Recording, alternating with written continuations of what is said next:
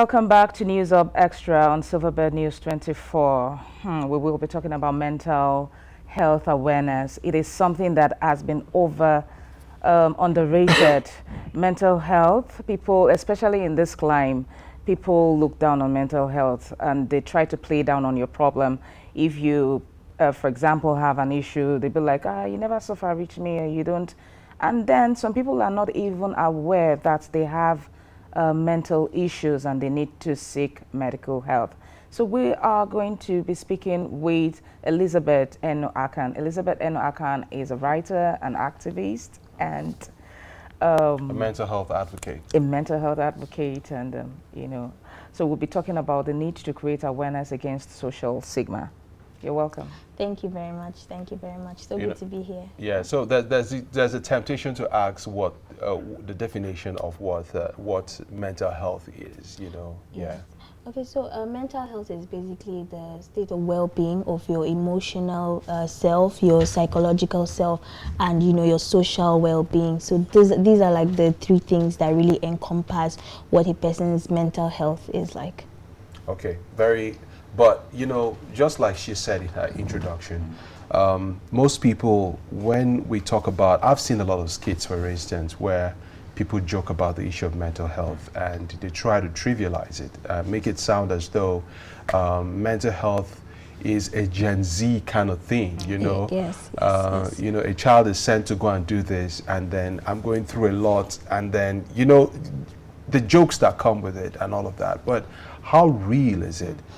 Some people would, or some other person will actually suggest that mental health is luxury. Fun enough, I don't know why that came up, but if you have serious stuff to do, you wouldn't have time bothering on mental health and then depression, as the case may be. But what is your take on some of these impressions? Okay, so I think that, as usual, the media is usually giving ill-informed misinformation, which is what they usually do for like almost every thing. So mental health is very real. Whether a person chooses to acknowledge it or not, it's always very real, and we can always feel it. Some people will tell you that when they are going to work, for example, they have anxiety. Oh, I just feel scared and jittery all of a sudden. But you didn't feel that way when you didn't have to go to work. Some people would tell you that I know that I'm not acting normal.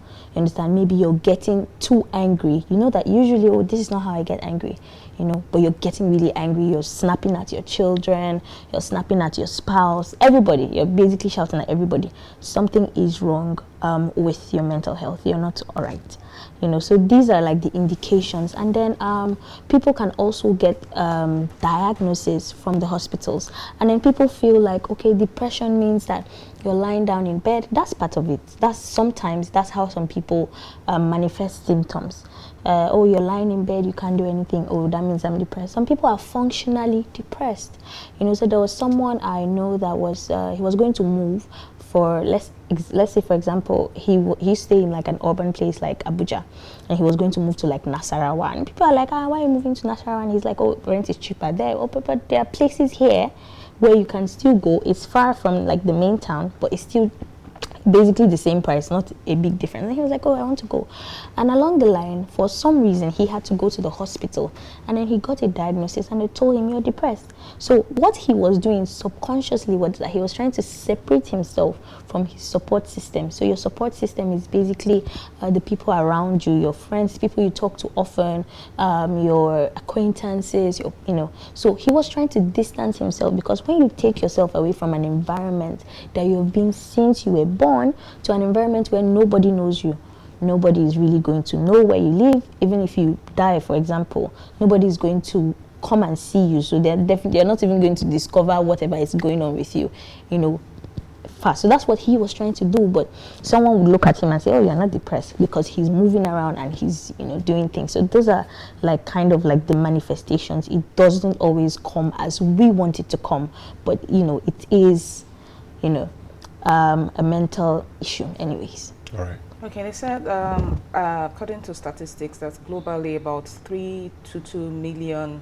people are suffering from depression. Yes. And then in Nigeria, it really struck me that over 350 suicide cases have been reported in the space of 5 years. Yes. there are some reported and some underreported, and mostly are or were men. So it now brings me to the case of where men in this society, not even only in this society, globally, men have been made not to be expressive. So which sort of, contributes to depression and then, mental health. What do people do what should men do in this kind of environment where they are made not to be expressive or to bottle up anger or whatever they feel, or expression or whatever emotion they feel? I think sometimes when I think about what is going on with men, I feel really sad because they're not usually encouraged to speak out. Like women, they'll tell you, please, so this is what I'm going through, don't stress me. They're very vocal about their feelings, and sometimes that can help you to relieve some of your tension. But because of this, what I would just say, toxic masculinity, people would tell you, oh, if you speak up as a man, some people tell you, why do they talk like woman? Yes. So they kind of shame men. And then there is also this expectation. For example, there are two things. In Nigeria, for example, there is an expectation that a man should have money, and there is an expectation that a woman should be broke. Now, I find it insulting, and I also find it relieving, because when, as a young person, I'm broke, so the fact that people expect me to be broke, I'm like, thank God. But a man of my age also is not supposed to be stable. It's supposed to be, struggling the way that I am struggling. But people would just say, I beg, broke boys play. So many things on social media, especially. Hype men, if you, I think there was the time a hype man said something like, get money, you define long life, who go feed you? You understand? Let's just... Yeah. Or hide your face. Exactly, those kind of things. So, and then it makes men, the society ties the worth of men to money. And so money is not really that hard to come by, especially when you're young, especially when you have no experience, you're just coming out from school. You're going to have to struggle for a few years before you start to see anything substantial. But that's not the message that is being pushed out in the media. The message is being pushed out that if you don't have money, then there is something wrong with you. And so these men start to unnecessarily, because that's not a big problem. You get money as you go older if you plan properly. These men start to unnecessarily ask themselves if they are cursed. Could be and Nigerians are very superstitious. Oh, am I cursed? What kind of life is this? Their girlfriends are like, I beg, I know they for this poverty-stricken life, this one. So there are a lot of things actually, and sometimes even the parents can tell, please, see that one I bought wrapper for the mother. You are here, you are useless to me. I'm still feeding you. Things like that. And Nigerians talk very terribly sometimes, and they do not really consider the pressure that men get from society, from their partners, from so they add that in the family that's supposed to be like your safe space. Oh, don't worry, my son, just as you're doing small, you get there. I don't think they really hear that a lot, because these days even girls get flack for not succeeding on time. My classmate, we left school barely, it wasn't up to 6 months, and she told me that her parents had told her that she's a disgrace, and I'm like, you haven't gone for a service yet. How do you want to be, somebody that is, sending out money? Is usually too much. Yes, the expectation is too much, and they do not speak up. And women will be like, I beg, but they can't say that because people say, I beg, go stingy men. That's another thing. It's like, please, so stingy men, I beg, I'm not. So a lot of things really. So when you see men opting like, at least if I die, I don't have all these, things. So it's not unnatural that men are actually, going that path, because they can't speak out, and there's a lot on them, and they, go through a lot, and they don't let it out. So. I mean, you've said quite a lot here, and I also want to lash onto this. This is such a broad topic that we may not be able to touch on all of the niggling issues. But then, lately, I've also discovered that one other area where people have found some sort of imbalance as far as their mental health is concerned is this frequent trip, the whole Japa syndrome. I for some reason, that has put a lot of pressure on people, so much so that when you hear your next neighbor has probably left the country and is somewhere in England or US or some other place outside Nigeria, it puts an undue pressure on you, and you start feeling as though, I've had cause to be with people who talk like this, who feel like they are underachievers in a sense, because they've not been able to travel or leave the country and all of that, and that puts some sort of pressure on them mentally. How do we start dealing with those issues? This is just an example, but I don't know if you can connect that with other instances as well. But how do they start dealing with these issues? Yes, so you know, we as Nigerians, we're a very competitive people, and you know, when you were growing up, if you don't, for example, you don't take first, your parents will be like, the person that took first, does he or she have two heads? You know, so you talking about Abuja alone, sir, you hear that alone. First when you come Abuja, don't make them. First you get two heads. I mean, people say these things to themselves. Like people they leave for Asokoro, they get two heads. Yeah, you understand. So and then people start to compare themselves, and then they feel like, oh my God, I must not be working hard. I must not be doing enough. What am I really doing with my life? You know, you sit down and you get really like, what am I doing with my life? You know, and but life is not like that. You understand? So if you see, for example, I have a classmate that has, as last year she went out for about 3 or 4 international conferences, and I've not gone out for anyone, but I don't see that as, does she have 2 heads and do I have 1? I see it as an inspiration, like, oh, if she can do this, then I can eventually do this also one day. It's not unreachable, because this person is someone that I know. This person doesn't have any special connections.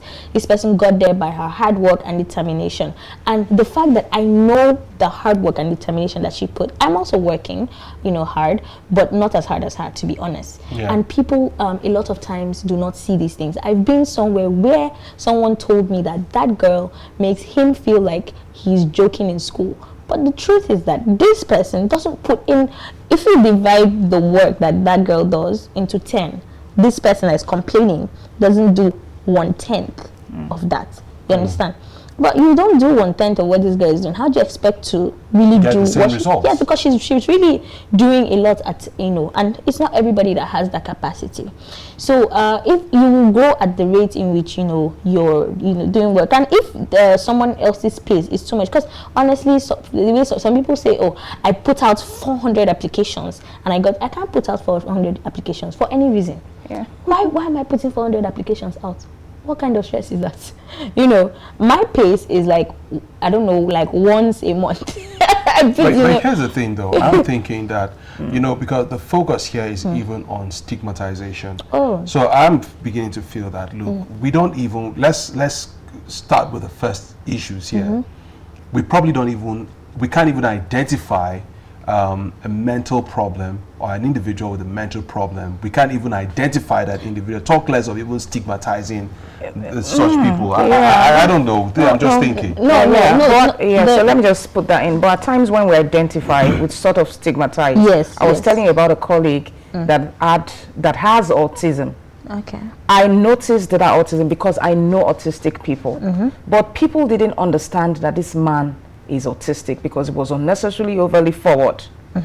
Overly to doing everything. He wasn't emotionally intelligent. Yes, but people were actually stigmatizing him. They'd be like, oh no, don't allow him come here, it's too forward. They didn't understand. So is that stigma? How do we address that stigma in the society when we're able to identify something but we can't really place it? Okay, so you have 2 sides of the argument. I feel that we don't even know those who are, you know, mentally stressed or mentally have mental issues around us to even start with.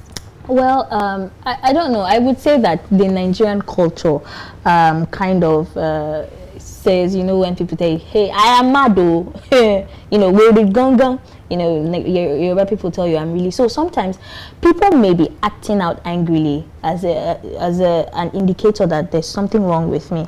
But instead of people to see it like, oh, this person wasn't this, you know, angry when I knew this person, what's happening? People see it as, oh man, Nigeria, they deal with everybody, make you just mad, eh? So when the person is maybe shouting for something that doesn't really have any, the response would not be maybe to later go and say, what's going on? You've been shouting a lot for no reason.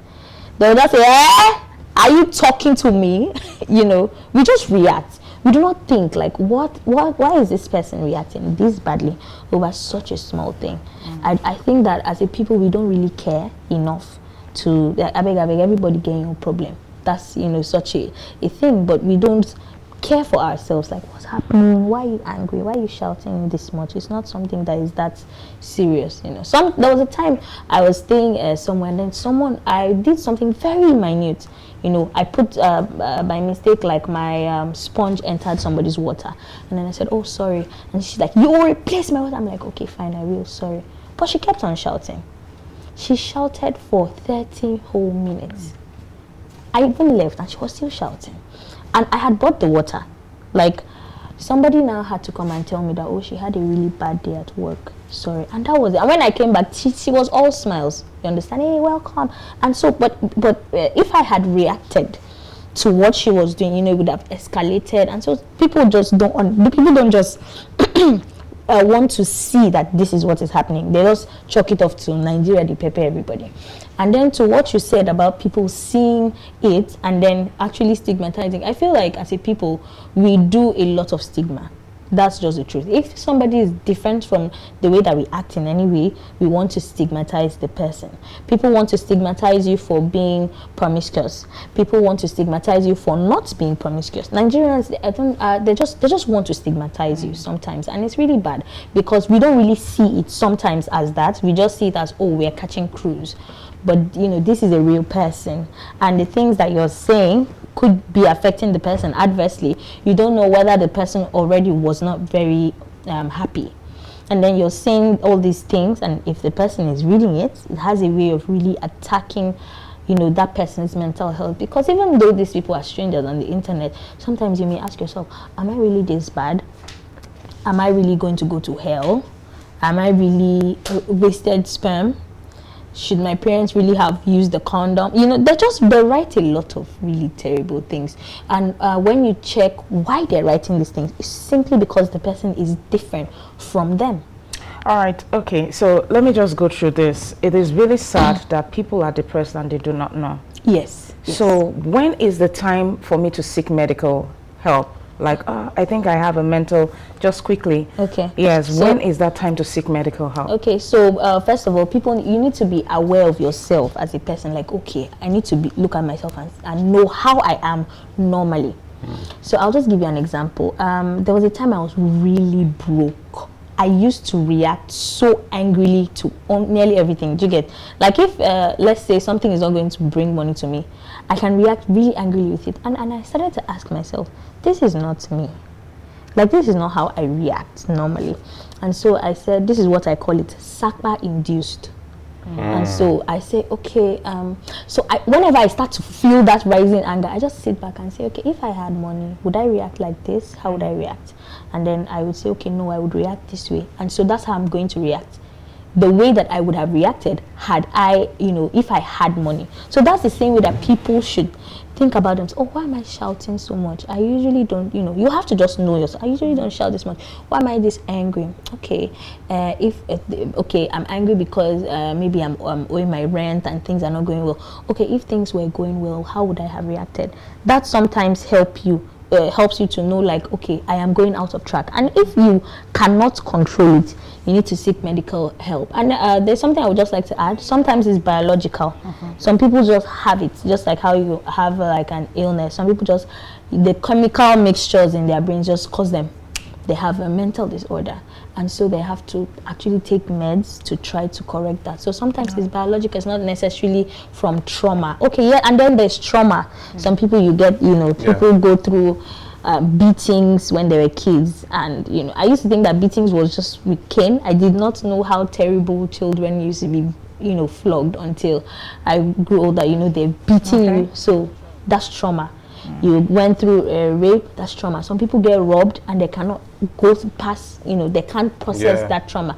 I was robbed once, and whenever I want to reach that area, because what happened was that they were supposed to go left and then they just went straight, and they told me, oh, let me just drop someone here. So whenever I reached that junction, I would stop, use my leg, cross, you understand, and take another, just to make sure that I am going in my direction. So that was, so trauma also. So we have to just know how we react normally and know when, oh, this is not me. All right. So we are fast out of time. I mean, there's so many questions coming to my mind, but unfortunately, this is where we have to end this conversation for today. Yes. So hopefully, in the not too distant future, we'll have you again here with us to talk more on this issue. But I'd like you to look into this camera here and talk to Nigerians about mental health.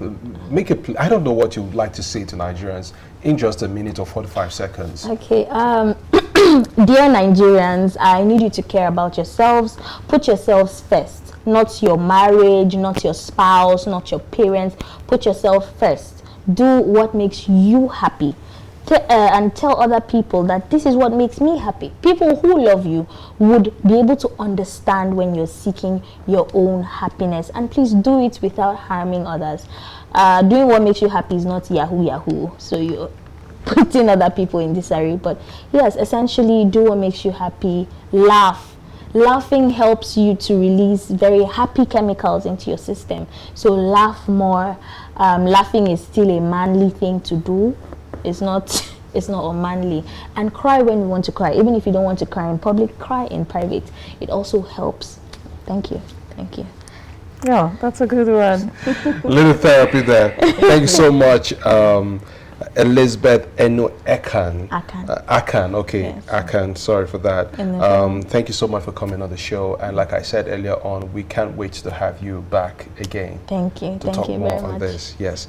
So that was our guest this morning, speaking on mental health, the need to create awareness against social stigma. I hope you were educated, and hopefully the not too distant future will have her again on the show. Well, this is where we end this segment of our conversation or discussion. We have something else for you in a short while from now. Stick around, and we'll be right back.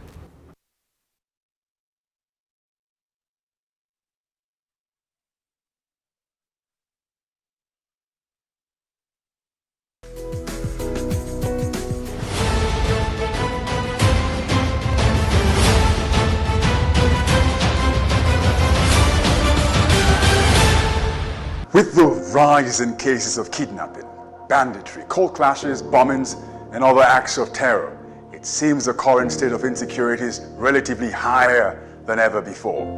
Insecurity affects us all. It affects everything from our personal freedom, how we travel, from the cost of goods and services, to even our physical and mental health. Therefore, we have a duty to help security agencies protect us better, wherever and whenever we can. If you see or hear something suspicious in your neighborhood, don't keep it to yourself, but be sure to say something to the right authorities. Remember, you could just be saving a life, and that life you saved could be yours. This is a message from the Silverbird Group. Breaking news stories, insightful documentaries, news reports from around the globe, and original news content now available 24 hours daily on Star Times Channel 109. Stream live on YouTube at www.youtube.com/SilverbirdN24 Live. Follow on Facebook at Silverbird News 24, on Twitter at Silverbird N24, and on Instagram at Silverbird N24. Silverbird News 24, the news never stops.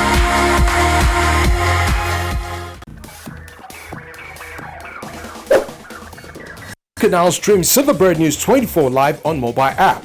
All you need to do is to download Silverbird News 24 app from Google Play Store on your Android devices and App Store, or on your Apple devices. Tap the live button at the bottom bar to watch us live 24/7. You can enjoy all our news programs, including Pigeon News and program. Silverbird News 24. The news never stops. How much of technology do you understand? I took a look at my LinkedIn and they said they didn't see, I can't forget the words, evidence of your work. On Tech Hub, we help you understand how tech can impact your life. Your phone and your SIM card is going to be a bigger asset. And with the power that we have with social media, with the digital space right now, you can be anything you want to be. One of the other things we would see is that people would have more faith in tech companies. And how much you can, through tech, impact your community. The people who watch my videos, the people who see me and see what I represent, those are the people that I'm online. Tech Hub is your one-stop platform for all things technology in Africa. Tech Hub, for a smarter you.